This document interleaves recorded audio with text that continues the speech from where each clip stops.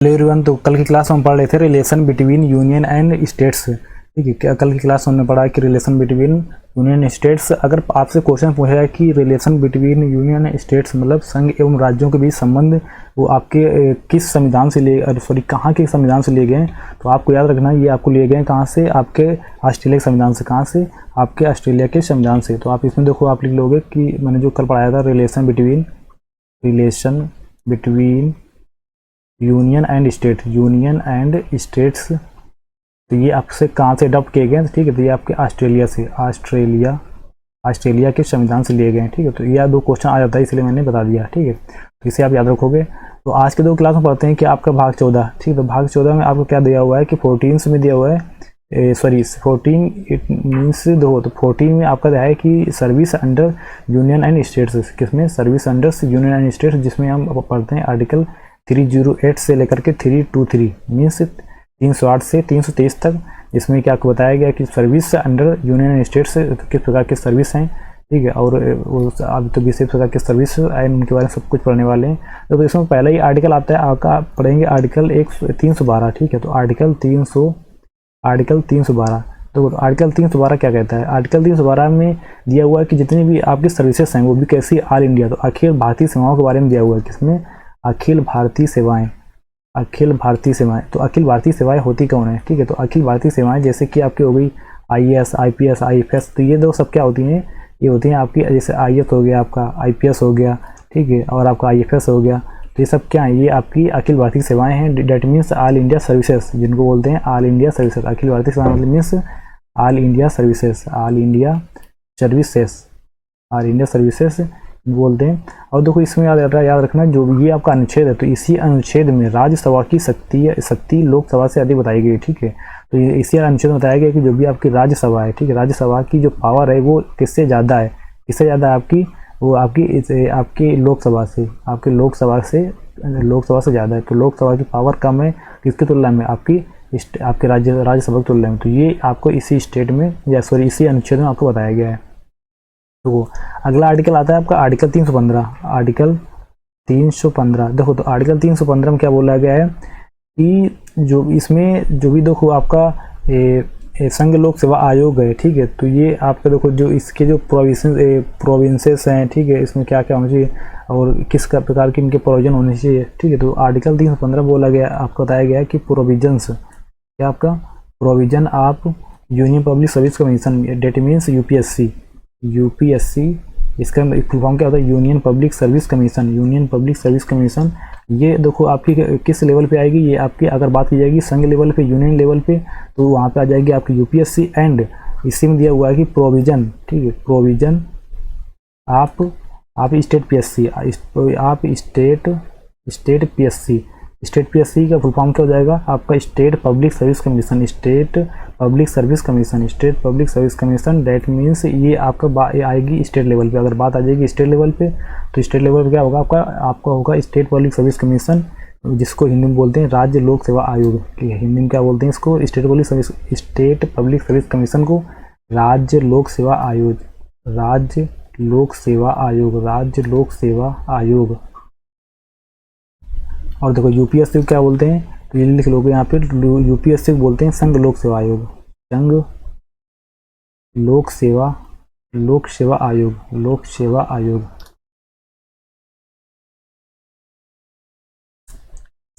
अब देखो अगर बात की जाए इस स्टेट पीएससी की, देखो तो स्टेट पीएससी की मतलब कि आपका जिसे इसमें याद रखना है कि स्टेट पीएससी में क्या होता है कि इससे दो या दो से अधिक स्टेट के लिए एक सेम पीएससी हो सकता है। ठीक है, डेट मीन्स क्या कि there can be a common state public service commission for 2 और मोर देन स्टेट्स। ठीक है, मोर देन 2 स्टेट्स। इसमें ये भी याद रखना ये किसके लिए? फॉर 2 मतलब दो या मतलब और अथवा मोर स्टेट्स, एक से दो या दो से अधिक स्टेट्स के लिए भी आपकी सेम आपके कॉमन मीन्स आपके कॉमन पब्लिक सर्विस कमीशन हो सकता है। ठीक है, common public service commission common public service commission हो सकता है, ठीक है। तो इसे आप याद रखना। जैसे कि क्या होता है कि उसमें आपने पढ़ा होगा हाई कोर्ट का, ठीक है। तो दो या दो से अधिक राज्यों का भी एक ही हाई कोर्ट या सेम हाई कोर्ट हो सकता है, ठीक है। तो सेम ऐसे ही इसमें भी है। तो आर्टिकल 315 क्या कहता है कि दो या दो से अधिक स्टेट पीएससी को, मतलब स्टेट पीएससी, दो या दो से अधिक राज्यों के लिए आपका सेम स्टेट पीएससी हो सकता है, ठीक है। सेम पब्लिक सर्विस कमीशन हो सकता है। अगला आर्टिकल आता है आर्टिकल 316। आर्टिकल 316 क्या कहता है? तो आर्टिकल 316 में आपका बताया गया है कि जो भी आपकी सदस्यों की नियुक्ति एवं उनके कार्यकाल के बारे में, ठीक है। क्या बताया गया? उनकी सदस्यों की नियुक्ति एवं उनके कार्यकाल के बारे में। किसमें? आर्टिकल 316। तो आर्टिकल 316 में आपको क्या बताया गया है कि जो भी सदस्यों की नियुक्ति होगी, जो भी अखिल भारतीय सेवाओं के सदस्य होंगे, तो सदस्यों की नियुक्ति एवं उनके कार्यकाल वो कितने समय के लिए रहेंगे। देखो, तो इसके लिए देखो, आपके जो यूपीएससी के सदस्य हैं या यूपीएससी के जो भी आपके अधिकारी हैं, ठीक है, तो उनका एक अलग प्रोसीजर है, एंड जो आपकी स्टेट पीएससी के उनका अलग प्रोसीजर है। तो हम यहाँ पे अलग अलग पढ़ने वाले हैं, ठीक है। तो देखो, यहाँ पे इस साइड में देखते हैं यूपीएससी, ठीक है, और यहाँ पे आप देखते हैं आपका स्टेट पीएससी। तो आप एक कॉमन तरीके से आप पढ़ पाओगे, ठीक है, रिलेट करके। तो अगर बात की जाए यहाँ पे कि इनके जो चेयरमैन होते हैं, कौन? इनके यूपीएससी के चेयरमैन होंगे, ठीक है, चेयरमैन, और इनके जो मेंबर्स होंगे, चेयरमैन और जो कुछ मेंबर्स होंगे इस आयोग के, तो उनको अपॉइंट किया जाता है, ठीक है। तो ये क्या होते हैं? आपके अपॉइंटेड होते हैं, अपॉइंटेड बाय प्रेसिडेंट। तो ये राष्ट्रपति के द्वारा कैसे, मतलब कि आपके नियुक्त किया जाते हैं। अगर बात वहीं पे आ जाए स्टेट पीएससी की, तो इनके जो आपके स्टेट पीएससी के, तो जो आपके चेयरमैन होंगे, स्टेट पीएससी के जो आप चेयरमैन होंगे, एंड इनके जो मेंबर्स होंगे, तो इनको अपॉइंट किया जाता है किसके द्वारा? तो ये होते हैं अपॉइंटेड बाय गवर्नर। तो ये आपके अपॉइंट किया जाते हैं गवर्नर के द्वारा, ठीक है। गवर्नर मीन्स राज्यपाल के द्वारा गवर्नर। देखो, तो ये अपॉइंट हो रहे हैं किसके? राष्ट्रपति के द्वारा, और ये हो रहे हैं आपके गवर्नर के द्वारा। तो ये आपका तो पहला हो गया डिफरेंस, ठीक है। एंड सेकेंड अगर बात की जाए इसमें कि इनकी मतलब देखो, इसमें मतलब कि कितने मेंबर्स हो सकते हैं। तो इसमें समथिंग कितने, देयर आर 9 to 11 मेंबर्स, ठीक है, 9 से लेकर के 11 मेंबर्स हो सकते हैं। किसमें? इन यूपीएससी, मतलब यूनियन पब्लिक सर्विस कमीशन में। अगर वही पे बात की जाए कि स्टेट पीएससी के, तो यहाँ पे कोई डेफिनेट नंबर नहीं, ठीक है। तो no definite numbers in state PSC. State PSC में कोई निर्धारित संख्या नहीं है, कोई निर्धारित नंबर नहीं है, कितने भी हो सकते हैं, ठीक है। देखो, और इनमें जो भी प्रेसिडेंट मेंबर्स होते हैं वो डिसाइड कितने होंगे, कि मेंबर्स कितने नहीं होंगे। तो ये भी देखो, जो डिसाइड होते हैं, तो ये भी डिसाइड होते हैं किसके द्वारा? बाई प्रेसिडेंट के द्वारा। तो ये भी आपके प्रेसिडेंट के द्वारा डिसाइड किए जाते हैं। और वहाँ पे क्या होता है, वहाँ पे आपके जो ये डिसाइड कितने नंबर्स होंगे, तो ये भी आपके डिसाइड किए जाते हैं किसके द्वारा? तो ये आपके डिसाइड किए जाते हैं आपके गवर्नर के द्वारा। किसके द्वारा? गवर्नर के द्वारा। यहाँ पे आपका प्रेसिडेंट के द्वारा, यहाँ पे आपके गवर्नर के द्वारा। बात की जाए अगर कार्यकाल की, देखो, तो इनका जो कार्यकाल होता है आपके यूपीएससी वालों का, तो इनका कार्यकाल होता है आपका 6 साल का, ठीक है। 6 साल 6 ईयर्स, या आपकी 65 वर्ष आयु पूर्ण होने तक, ठीक है। 65 वर्ष आयु मतलब कि पूर्ण होने तक। अगर बात की जाए यहीं पे इनके कार्यकाल की, तो इनकी होती है आपके 6 साल या 62, मतलब 62 वर्ष आयु पूर्ण होने तक, ईयर्स एज तक, ठीक है, आयु पूर्ण होने तक। तो यहाँ पे तो 62 है, यहाँ पे आपके 65 है, ठीक है, 65 एंड 62। अब बात की जाए इनकी अगर एलिजिबिलिटीज, ठीक है, तो यूपीएससी सदस्य बनने के लिए या चेयरमैन बनने के लिए आपके अंदर योग्यता क्या होनी चाहिए? देखो, इनमें तो पहली योग्यता आती है आपकी कौन सी, कि आप इंडियन हो, ठीक है। तो सिटीजन आप इंडियन हो, ठीक है, सिटीजन आप इंडिया हो, तो इंडिया का आप कैसे आप सदस्य हो। एंड दूसरी इसमें एलिजिबिलिटी जो आती है, वो रिक्वायरमेंट होती है कि आपकी उम्र कैसी 65, मतलब लेस देन 65 होनी चाहिए। तो कैसी आपकी एजेंसी? लेस देन 65 ईयर्स आपकी, मतलब 65 वर्ष से आपकी आयु कम होनी चाहिए। एंड इसमें जो थर्ड आपकी आती है, याद रखना, थर्ड होगा क्या कि 10 years experience on a central government services. तो आपका कम से कम 10 साल का तजुर्बा हो, ठीक है, 10 साल का तजुर्बा हो किसी भी आपकी सेंट्रल लेवल पे जॉब का, ठीक है, सेंट्रल लेवल पे जॉब्स का, आपकी कोई भी सर्विस का, ठीक है, सेंट्रल गवर्नमेंट सर्विस का। तो सरकारी जॉब में रहने का या कोई भी सर्विस में रहने का आपका कम से कम 10 साल का एक्सपीरियंस हो, आप 10 साल के जॉब कर चुके हो, ठीक है, ये रिक्वायरमेंट होता है। और अगर बात की जाए इसमें, तो इसकी जो तो अगर बात की जाए यहाँ पे, ठीक है, इनकी क्या एलिजिबिलिटी होती है? तो खुद इनमें ये होता है पहला कि आप भारत के कैसे नागरिक हो। सेकंड आपकी क्या हो गई कि इसमें आपकी मतलब कि आयु किसमें लेस देन होनी चाहिए, कितनी लेस देन 62 ईयर्स। तो 62 वर्ष से आपकी आयु कितनी कम हो, 62 वर्ष से आयु कम होनी चाहिए। एंड अगर बात की जाए यहाँ पे इनके 10 साल का आपका एक्सपीरियंस होना चाहिए स्टेट लेवल के किसी भी जॉब में। 10 साल का एक्सपीरियंस हो आपका, 10 साल का एक्सपीरियंस हो स्टेट लेवल की किसी भी जॉब में, तो आप एलिजिबल हो जाओगे किसके लिए, स्टेट पीएससी का सदस्य बनने के लिए या स्टेट पीएससी के चेयरमैन बनने के लिए। ठीक है, इसका सदस्य बनने के लिए या इसके चेयरमैन बनने के लिए। ठीक है, अगर यहाँ पे देखो जब बात आ जाएगी यूपीएससी वालों की, ठीक है, या यूपीएससी सदस्य या इनके चेयरमैन्स की, तो ये अपना जो इनका जो अपना त्यागपत्र है, ठीक है, रिजिग्नेशन लेटर है, ठीक है, रिजिग्नेशन लेटर है, तो किसको सौंपेंगे, ये आपको सौंपेंगे जाकर के मतलब कि टू द प्रेसिडेंट को। और यहाँ पे अगर बात आएगी स्टेट पीएससी के सदस्य या मेंबर्स के या चेयरमैन की, तो ये अपना जो रिजिग्नेशन लेटर होगा, ठीक है, तो ये रिजिग्नेशन लेटर किसको सौंपेंगे, ये सौंपेंगे जाकर के आपके गवर्नर को। किसको सौंपेंगे, आपको गवर्नर को। ठीक है, तो ये था ओवरऑल दोनों को। देखो आप समझ पाए होंगे कि मैंने दोनों को आपको कंपेरिजन करके पढ़ा दिया, तो आपका यूपीएससी एंड स्टेट पीएससी के बारे में आप अच्छे से समझ गए होंगे। ठीक है, आगे बढ़ते हैं, अगला आर्टिकल देखते हैं। देखो आपका अगला आर्टिकल आता है आपका आर्टिकल 317। ठीक है, तो आर्टिकल 317 क्या कहता है, ठीक है, तो आर्टिकल 317 में आपको बोला गया है,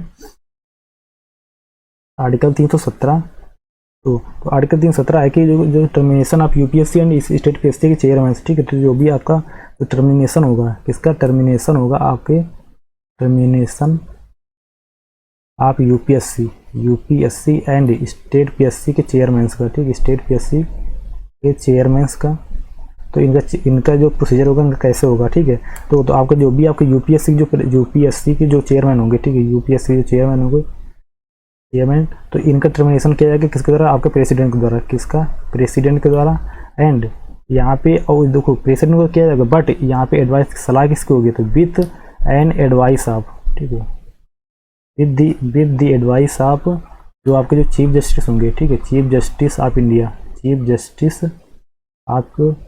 justice of India means supreme court. ठीक है, तो सुप्रीम कोर्ट के जो भी चीफ जस्टिस होंगे तो उनकी सलाह पर किसको, यूपीएससी के चेयरमैन को टर्मिनेट कर दिया जाएगा। एंड अगर बात आ जाए कि यहाँ पे स्टेट पीएससी की, ठीक है, स्टेट पीएससी की, तो स्टेट पीएससी की जो भी आपका जो टर्मिनेशन होगा वो किया जाएगा किसके द्वारा, गवर्नर के द्वारा किया जाएगा।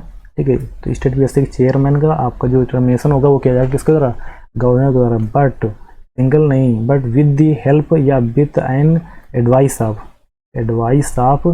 जो भी आपके जो चीफ जस्टिस होंगे, ठीक है, चीफ जस्टिस आप यहाँ पे देखो हो जाएगा, उधर ऊपर था आपका सुप्रीम कोर्ट, यहाँ पे होगा आपका हाई कोर्ट, यहाँ पे हो जाएगा आपका हाई कोर्ट। ठीक है, तो हाई कोर्ट के जो भी आप सदस्य होंगे तो उनके सलाह के द्वारा, उनके एडवाइस के तहत आपको उनका टर्मिनेशन किया जाएगा। ठीक है, 318 आर्टिकल 318 क्या कहता है, जो भी आपकी दो सैलरी होगी सैलरीज एंड जो अलाउंसेस होंगे, ठीक है, आपके जो भत्ते होंगे अलाउंसेस, ठीक है, किसके, आपके जो भी आपके यूपीएससी एंड स्टेट पीएससी के जो भी आपके चेयरमैन होंगे, ठीक है, स्टेट पीएससी के जो भी चेयरमैन होंगे, ठीक है, तो चेयरमैन्स के जो भी आपके अलाउंस एंड सैलरीज होंगे इनको कभी भी मतलब रिड्यूस नहीं किया जा सकता। कब रिड्यूस, और उनके अपॉइंटमेंट के बाद, तो अगर उनका एक बार अपॉइंटमेंट हो गया तो अपॉइंटमेंट होने के बाद उनको कम नहीं किया जा सकता है। ठीक है, तो आर्टिकल 318 क्या कहता है कि जो भी आपके स्टेट पीएससी एंड यूपीएससी जो भी आपके चेयरमैन होंगे तो उनके जो सैलरी और इनके जो अलाउंसेस है उनको कम नहीं किया जा सकता है उनके अपॉइंटमेंट के बाद। ठीक है, तो उनके अपॉइंटमेंट के बाद उनको कम किया जा सकता है। ठीक है, अगला आर्टिकल आता है आपका आर्टिकल 320। तो आर्टिकल 320 क्या कहता है, आर्टिकल 320 ये आपका देखो है कि किसमें जो भी आपके यूपीएससी एंड आपके स्टेट पीएससी जो भी आपके होंगे जो चेयरमैन होंगे, ठीक है, या जो आपके यूपीएससी एंड स्टेट पीएससी के कर्तव्य है, उनका जो कर्तव्य क्या है तो उनके कर्तव्य वाले में हो गया। तो आपकी जो ड्यूटी है, किसकी ड्यूटी है, यूपीएससी एंड स्टेट पीएससी की, यूपीएससी एंड स्टेट पीएससी की किस चीज़ की, कि वो जो आपका है वो ये क्या करें कि to conduct civil service examination every year. ठीक है, जो आपका जो सिविल सर्विसेज एग्जामिनेशन होते हैं, ठीक है, सिविल सर्विसेज जो भी आपके एग्जामिनेशन होते हैं इनको कंडक्ट करवाए। ठीक है, इनको एग्जामिनेशन से इनको कंडक्ट करवाए, वो भी कैसा, एवरी ईयर कंडक्ट होनी चाहिए। ठीक है, एवरी ईयर कंडक्ट होनी चाहिए। तो ये होता है। अब देखो अगर उसमें अगला आर्टिकल आता है आर्टिकल 323। आर्टिकल 323 क्या बोलता है कि this is the duty of the UPSC chairmans to the present annual examination calendar before the president of India. तो इसमें तो क्या इनका आपके जो यूपीएससी चेयरमैन है, यूपीएससी की जो चेयरमैन है, तो इनका कर्तव्य है, यूपीएससी जो चेयरमैन है इनका कर्तव्य है कि वो क्या करें कि एनुअल मतलब कि जो भी वार्षिक कैलेंडर है, ठीक है, वार्षिक annual examination calendar, annual examination calendar को प्रेजेंट करें किसके सामने, आपका प्रेसिडेंट के सामने, ठीक है, प्रेसिडेंट ऑफ इंडिया के सामने क्या करें, प्रेजेंट करें, ठीक है। तो ये कर्तव्य किसका है, ये कर्तव्य है आपका यूपीएससी के चेयरमैन का। तो ये आपका दिया गया आर्टिकल 323 में, ठीक है। तो बात करते हैं भाग 15 की। तो भाग 15 में आपका तो दिया हुआ है चुनाव के बारे में, ठीक है। भाग 15 में आपका किसमें चुनाव इलेक्शन के बारे में, चुनाव के बारे में, जिसमें हम पढ़ते हैं कि आर्टिकल 324 से लेकर 329 के बीच में, ठीक है। देखो तो पहले ही आपका आर्टिकल आता है 324। तो आर्टिकल 324 में क्या बोला गया है कि जो भी देखो एक निर्वाचन आयोग होगा, होगा। और देखो अगर बात की क्वेश्चन आता है कि जो पहला आया था इसमें क्वेश्चन कि लिख लोगे कि जो निर्वाचन आयोग का है वो सबसे पहले गठन कब किया गया था, ठीक है। तो निर्वाचन आयोग का गठन सबसे पहले कब किया गया था, तो गठन किया गया था आपका 25 जनवरी 1950 को, 25 जनवरी 1950 को। इसीलिए क्या है कि 25 जनवरी को ही, इसीलिए 25 जनवरी को हम क्या मनाते हैं, राष्ट्रीय मतदाता दिवस के रूप में, ठीक है। क्या मनाते हैं, राष्ट्रीय मतदाता दिवस के रूप में इसको सेलिब्रेट करते हैं, राष्ट्रीय मतदाता दिवस, मतदाता दिवस के रूप में इसको क्या करते हैं, हम सेलिब्रेट करते हैं, मनाते हैं। इसमें देखो और बात की जाए यहाँ पे अगर दो इलेक्शन की चुनाव आयोग की, देखो दो आपकी इनका जो चुनाव आयोग का होता है वो मुख्यतः 4 इलेक्शन कराने होता है, ठीक है। मुख्यतः 4 इलेक्शन कराने की ड्यूटी होती है, जिसमें कि 4 इलेक्शन कौन से आपके हो गए, दो पहला इलेक्शन हो गया आपका प्रेसिडेंट का, इसका इलेक्शन पहला इलेक्शन हो गया आपका प्रेसिडेंट का, एंड दूसरा हो गया आपका वाइस प्रेसिडेंट का इलेक्शन करवाना, ठीक है, वाइस प्रेसिडेंट का इलेक्शन कंडक्ट करवाना, एंड थर्ड हो गया आपका लोकसभा का, ठीक है, लोकसभा का इलेक्शन करवाना, एंड फोर्थ हो गया आपका लेजिस्लेटिव असेंबली, इसका लेजिस्लेटिव असेंबली, ठीक है। तो असेंबली का इलेक्शन करवाना, इसका मतलब क्या है कि विधानसभा, ठीक है। लेजिस्लेटिव असेंबली मीन्स विधानसभा का निर्वाचन करवाना, ठीक है। इसका जो निर्वाचन करवाना, तो ये मुख्यतः, ठीक है, किसकी ड्यूटी होती है आपकी इलेक्शन कमीशन की, आपकी election commission of India, it means निर्वाचन आयोग, तो भारत के निर्वाचन आयोग की ड्यूटी होती है। ये आपका बोला गया आर्टिकल 324 में, किसमें, आर्टिकल 324 में। देखो अगला आर्टिकल आता है आपका आर्टिकल 324 का बी, ठीक है, आर्टिकल 324 का सेकंड या बी, ठीक है, सेकंड, ठीक है। तो इसमें क्या बोला गया, इसमें देखो निर्वाचन आयोग की संरचना बताई गई, ठीक है। निर्वाचन आयोग की संरचना किस प्रकार से होनी चाहिए, ठीक है। तो निर्वाचन आयोग की संरचना बताई गई। देखो तो इसमें क्या होगा कि एक मुख्यतः इसमें एक क्या होंगे कि आपके मुख्य निर्वाचन आयुक्त होंगे, क्या होंगे आपके मुख्य निर्वाचन आयुक्त, एक उसमें मुख्य निर्वाचन आयुक्त होंगे, निर्वाचन आयुक्त, और उसी में 2, ठीक है, एक मुख्य निर्वाचन आयुक्त हो गए, 2 आपके निर्वाचन आयुक्त होंगे, 2 निर्वाचन आयुक्त होंगे, ठीक है। और उसके साथ में ही कुछ अन्य सदस्य होंगे, तो ये आपका फॉर्मेशन है किसका, आपके फॉर्मेशन है निर्वाचन आयोग का, किसका फॉर्मेशन है, निर्वाचन आयोग का। अगर बात की जाए यहाँ पे इनके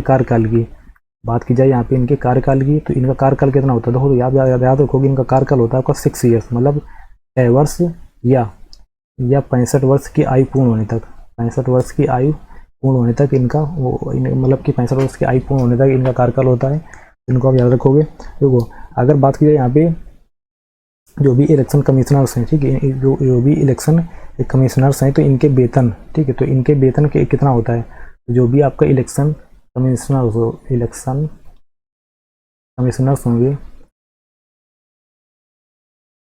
कमिश्नर होंगे, ठीक है, तो इनका जो वेतन होता है ना, इनका वेतन किसके बराबर होता है, तो इनका वेतन होता है जो बराबर होता है जो सर्वोच्च न्यायालय के जो न्यायाधीश के बराबर होता है, ठीक है। तो जो भी सुप्रीम कोर्ट के आपके वहाँ पे जजेज होते हैं, ठीक है, न्यायाधीश होते हैं, सर्वोच्च न्यायालय के न्यायाधीश होते हैं, तो इनके वेतन उनके बराबर होता है, ठीक है। इलेक्शन कमिश्नर का उनका वेतन सुप्रीम कोर्ट के जजेज के बराबर होता है।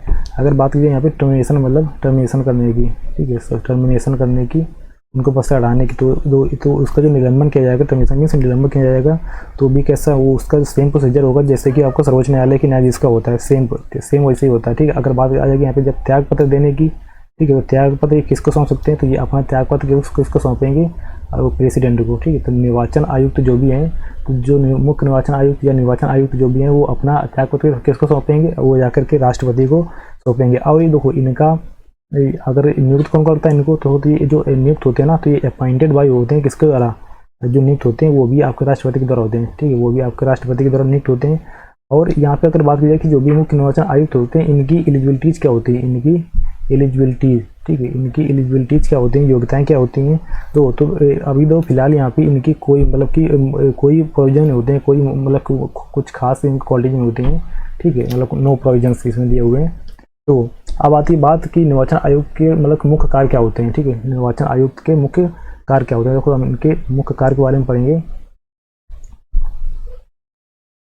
तो निर्वाचन आयोग के मुख्य कार्य क्या होते हैं, ठीक है, तो यहाँ पे याद रखोगे इनके जो कुछ मुख्य कार्य होते हैं, तो वो दो कौन कौन से होते हैं, तो यहाँ पे लिख लोगे वर्क निर्वाचन आयोग के कार्य या वर्क ऑफ इलेक्शन कमीशन, ठीक है, works of election commission, of election commission, तो वो क्या होते हैं, तो पहला तो वही मैंने बता दिया था, कौन सा काम इनको जो 4 इलेक्शन करवाना होता है, कौन कौन से, प्रेसिडेंट का, वाइस प्रेसिडेंट का, लोकसभा का एंड आपका विधानसभा का, ठीक है। तो पहला किसका हो गया, प्रेसिडेंट का, दूसरा किसका हो गया आपका वाइस प्रेसिडेंट का, एंड थर्ड आपका हो गया किसका, आपका लोकसभा का, एंड फोर्थ आपका हो गया मतलब कि इसका विधानसभा का, लेजिस्लेटिव असेंबली का, ठीक है। तो हो गया आपका फोर्थ, हो गया आपका विधानसभा का। तो ये मुख्य था, ये तो पहला कार्य इनका ये होता है कि ये मतलब कि इनके 4 चुनाव कंडक्ट कराना, ठीक है, बराबर तरीके से इनका निर्वाचन इनका कराना, ठीक है। और दूसरा क्या होता है, इनका जो मुख्य कार्य होता है और मतदाता सूची तैयार करना, ठीक है, किसकी, मतदाताओं की, जो भी आपके वोटर्स हैं उनकी सूची तैयार करना, ठीक है। तो वोटर्स की सूची तैयार करना, मतदाताओं की मतदाता सूची मतलब वोटिंग लिस्ट, ठीक है, मतदाता सूची मीन्स वोटिंग लिस्ट तैयार करना, ठीक है, वोटिंग लिस्ट तैयार करना और उनको जारी करना। तीसरा आपके जो भी राजनीतिक दलों को मान्यता प्रदान करना, जितनी भी आपकी पॉलिटिकल पार्टीज हैं, ठीक है, जितनी भी आपकी पॉलिटिकल पार्टीज है, राजनीतिक दलों को मान्यता प्राप्त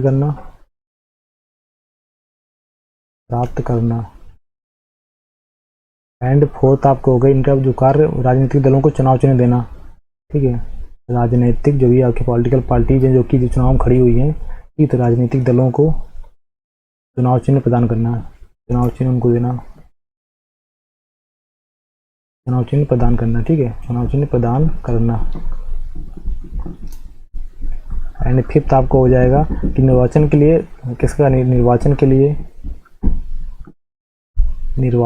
लिए ठीक है, चुनाव क्षेत्र निर्धारित करना, ठीक है, निर्वाचन के लिए चुनाव क्षेत्र, ठीक है, चुनाव क्षेत्र निर्धारित करना, ठीक है, कि आप किस एरिया से आप चुनाव मतलब कि लड़ सकते हो, ठीक है, निर्धारित करना। तो ये होते हैं इनके कुछ मुख्य कार्य, ठीक है, तो ये याद रखना, ठीक है, ये उनके मुख्य कार्य होते हैं किसके, works of election commission means निर्वाचन आयोग के कुछ कार्य होते हैं, ठीक है। इसी में देखो इनका एक कार्य और होता है कि अगर बात कीजिए अगले कार्य की, देखो जो कि आर्टिकल आपका 103 के अंतर्गत आता है, ठीक है, आर्टिकल 103 के अंतर्गत आता है, जिसमें क्या है कि सांसदों मतलब जो भी आपके सांसद होंगे, ठीक है, इनकी सदस्यता रद्द करने के लिए राष्ट्रपति को सलाह देना, ठीक है, सांसदों की सदस्यता को रद्द करने को, ठीक है, को रद्द करने को आपको जो भी प्रेसिडेंट होंगे, ठीक है, प्रेसिडेंट होंगे उनको सलाह देना, को एडवाइस करना, ठीक है। और देखो इनका 7वां कार्य क्या होता है, तो इनका जो 7वां मुख्य कार्य होता है कि निर्वाचनों के लिए प्रशिक्षण प्रदान करना, ठीक है, निर्वाचनों के लिए प्रशिक्षण प्रदान करना, निर्वाचनों के लिए प्रशिक्षण प्रदान करना मीन्स ट्रेनिंग देना, ठीक है, प्रदान करना, ट्रेनिंग देना। अगला देखो, अगला आपका आता है 8 नंबर, जिसमें कि निर्वाचन आयुक्तों की नियुक्ति को में राष्ट्रपति की सलाह देना, ठीक है, जो भी आपके निर्वाचन आयुक्त की नियुक्ति होगी, ठीक है, निर्वाचन आयुक्त की नियुक्ति में, ठीक है, मतलब इनके अपॉइंटमेंट में नियुक्ति में आपके प्रेसिडेंट को सलाह देना, ठीक है, राष्ट्रपति को सलाह देना, प्रेसिडेंट को सलाह देना। एंड आपका हो गया 9th नंबर कि विवाद की स्थिति में किसी भी क्षेत्र को से चुनाव रद्द करना। ये भी होता है अगर विवाद हो गया, ठीक है, तो विवाद की स्थिति में किसी भी क्षेत्र से चुनाव रद्द करना, ठीक, विवाद की स्थिति में किसी भी क्षेत्र से, किसी भी एरिया या किसी भी क्षेत्र से चुनाव रद्द करना।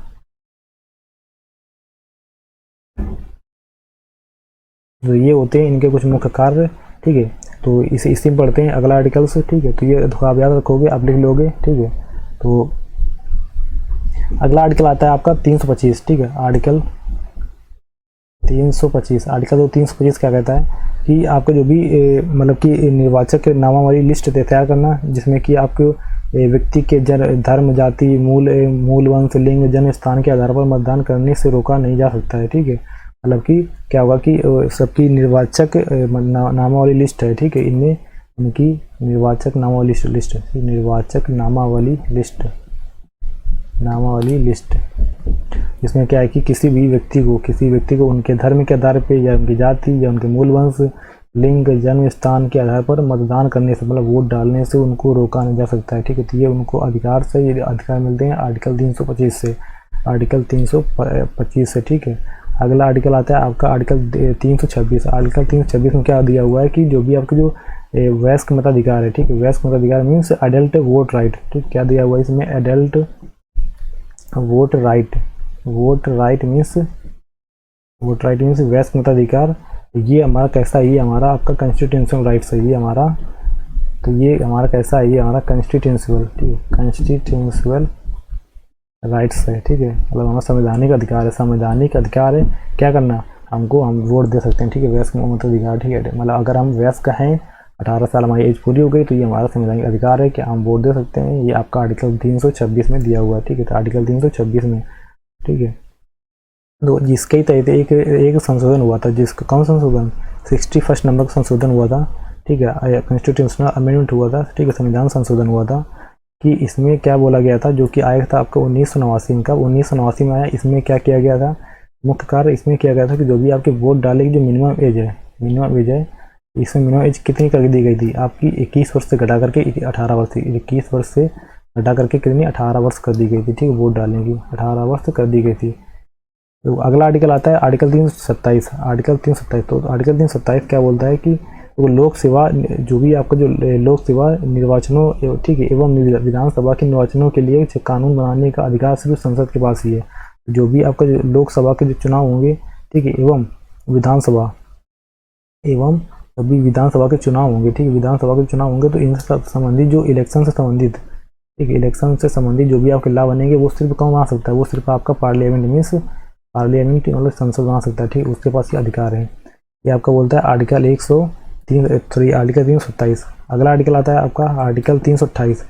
आर्टिकल 328 में क्या बोला गया कि जो भी आपका स्थानीय स्वशासन है, ठीक है, स्थानीय स्वशासन संबंधित है, जिसमें आर्टिकल्स हैं 328 में, इसमें क्या है कि निर्वाचनों के लिए कानून बनाने का अधिकार सिर्फ राज्य के विधानमंडल को ही है, ठीक है, किसना, सिर्फ राज्य के विधानमंडल को है। ये आता है किसमें, स्थानीय स्वशासन। तो ये आर्टिकल संबंधित है आपका स्थानीय स्वशासन से, जिसमें कि आपका लाभ बनाने का अधिकार सिर्फ किसके पास है, आपका राज्य के विधानमंडल के पास में, राज्य का विधानमंडल। अगला अगर बात की जाए आर्टिकल 329 की, आर्टिकल 329, तो आर्टिकल 329 क्या कहता है, ठीक है, तो आर्टिकल 329 में है आपका कि मतदान के हुए सभी मतभेदों को मतदान प्रक्रिया पूरी होने के बाद ही न्यायालय में ले जा सकता है, मतलब कि ले जाया जा सकता है, ठीक है। तो मतदान के दौरान जितने भी आपके मतभेद होते हैं, ठीक है, जितने भी आपके मतभेद होते हैं, अभी तो इनको क्या है कि आपके जो जब तक आपका चुनाव पूरा हो नहीं जाएगा, संपन्न नहीं जाएगा, तब तक आप उसको न्यायालय में नहीं ले जा सकते हैं, ठीक है। न्यायालय में तभी आप ले जा सकते हो जब पूरी तरह से चुनाव खत्म हो जाए, ठीक है, पूरी तरह से खत्म हो जाए।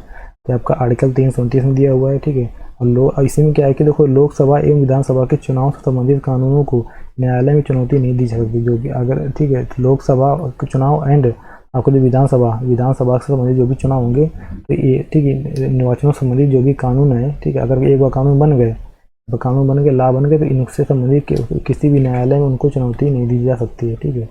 इसी इनको तो देखो ये थे आपके कुछ इम्पोर्टेंट से आपके आर्टिकल्स किसके, इलेक्शन कमीशन संबंधित, ठीक है। आगे देखते हैं। तो ये थी आज की आपकी क्लास। आई होप आपको अच्छी लगी होगी, ठीक है। अगर आपको अच्छी लगी है तो सेशन को लाइक कर देना, ठीक है। और ठीक है, पढ़ते रहिए, मिलते हैं अगली क्लास में।